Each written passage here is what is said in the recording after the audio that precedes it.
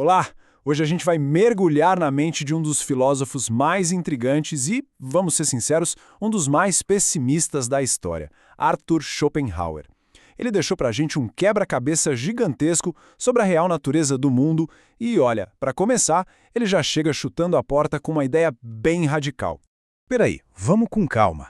O mundo é minha representação. O que diabos isso quer dizer? Basicamente, Schopenhauer está dizendo que tudo, absolutamente tudo que a gente conhece, as árvores, o céu, as outras pessoas, até o nosso corpo quando a gente olha no espelho, nada disso é a realidade em si. É, na verdade, uma imagem, uma projeção construída pela nossa própria mente. E essa ideia já nos leva direto para a primeira parte da nossa investigação. Se o que a gente enxerga não é a realidade de verdade, então o que é?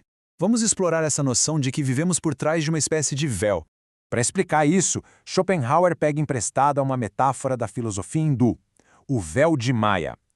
Pensa nesse véu como se fosse um óculos que a gente é forçado a usar desde que nasce e não dá para tirar. As lentes desses óculos são o tempo, o espaço e a causalidade. A gente não consegue ver nada sem elas. Ou seja, o mundo que a gente percebe já vem todo formatado, filtrado.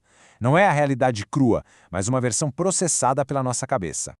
Ok, isso levanta uma pergunta bem óbvia, né? Se tudo que eu vejo é uma representação, quase como um sonho, então qual é a real? O que existe de verdade por trás desse véu? E é aqui que vem a grande virada de Schopenhauer. Ele diz que a pista para desvendar esse mistério todo não está lá fora, olhando para o universo com um telescópio. Não, a pista está bem aqui dentro de cada um de nós. Pensa só um pouco. Qualquer outra coisa no universo a gente conhece de fora, como um objeto, como uma representação. Mas tem uma coisa que a gente conhece de duas maneiras diferentes: o nosso próprio corpo. A gente vê ele de fora, claro, mas, e isso é o mais importante, a gente sente ele por dentro. Essa experiência interna é a nossa única frestinha no véu.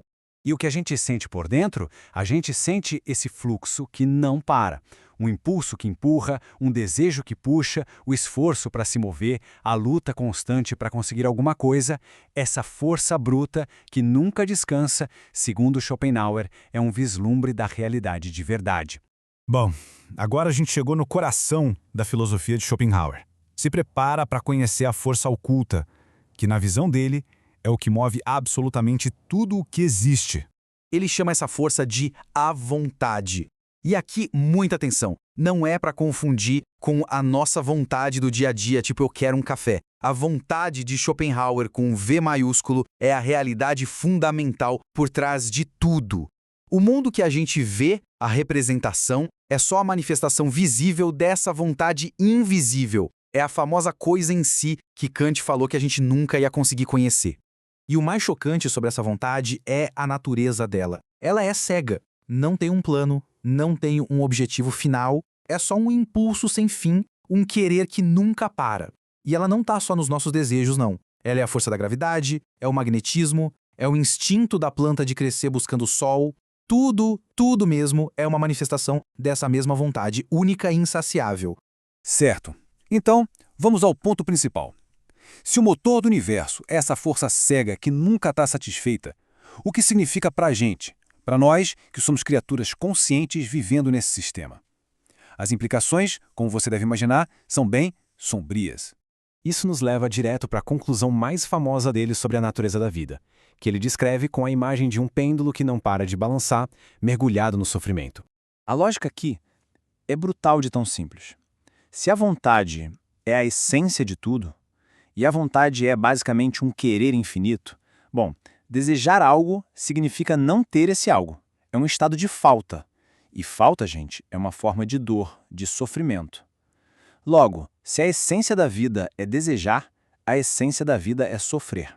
E aí que entra a metáfora genial do pêndulo. A vida, segundo ele, balança entre dois extremos, a dor e o tédio. A dor é o desejo que a gente ainda não satisfez. Mas aí, por um momento, a gente consegue o que queria. A dor passa. E o que sobra? O tédio, um vazio que logo dá lugar a um desejo novo. E lá vai o pêndulo de volta para o lado da dor.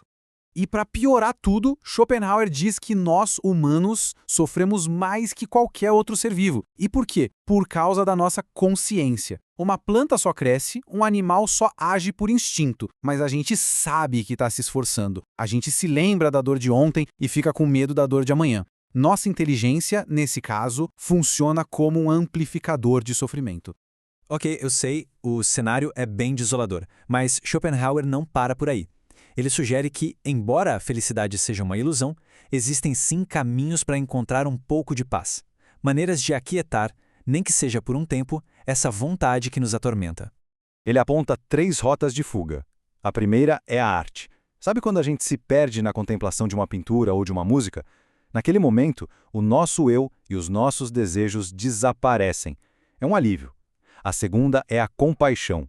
Quando a gente entende que o sofrimento do outro vem da mesmíssima vontade que causa o nosso, o egoísmo perde a força. E por fim, o caminho mais radical, o ascetismo, que é a negação consciente dos desejos para tentar silenciar a vontade de forma mais definitiva. E aqui tem um ponto muito importante. Para ele, ascetismo não tem nada a ver com suicídio. Na verdade, ele era totalmente contra. Schopenhauer viu o suicídio não como uma negação da vontade, mas sim como a sua afirmação mais poderosa. É a vontade querendo tanto escapar da dor que ela destrói a própria vida. A libertação de verdade não é acabar com a vida, mas sim acabar com o querer. Então, para a gente amarrar essa jornada profunda, o mundo que a gente vê é uma aparência, uma representação. A essência por trás de tudo é a vontade, esse impulso cego e irracional. Isso faz com que a vida seja, por natureza, um pêndulo entre a dor e o tédio. E a única paz possível não vem de satisfazer os desejos, mas sim de negar a vontade. Isso tudo deixa uma pergunta bem forte no ar, não é? Num mundo que é obcecado pela busca da felicidade, Schopenhauer vem e nos desafia. E se o grande prêmio da vida não for a alegria, mas o silêncio?